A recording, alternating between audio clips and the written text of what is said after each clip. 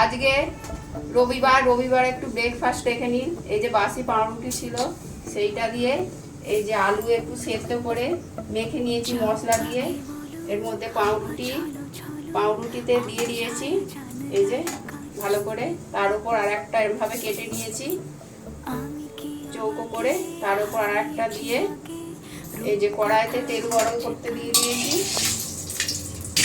এই যে এখানে বেসন গুলে নিয়েছি আর এখানে ডিমের বড়া করে নিয়েছি। এই যে একবার বেসনে ডোবাবো,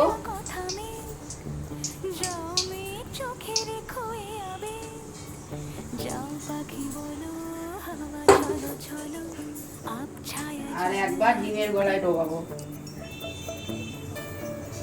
দিয়ে এই যে তেলে ছেড়ে দিয়েছি গরম করে।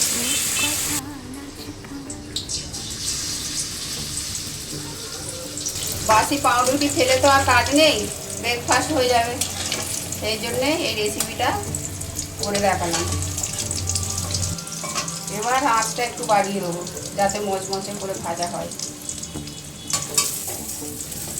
লাল লাল করে ভেজে নেবো, এখন দেরি আছে লাল লাল হতে।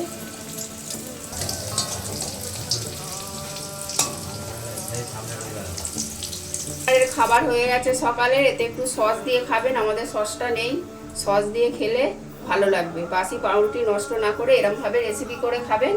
কেমন হয়েছে কমেন্টে জানাবে।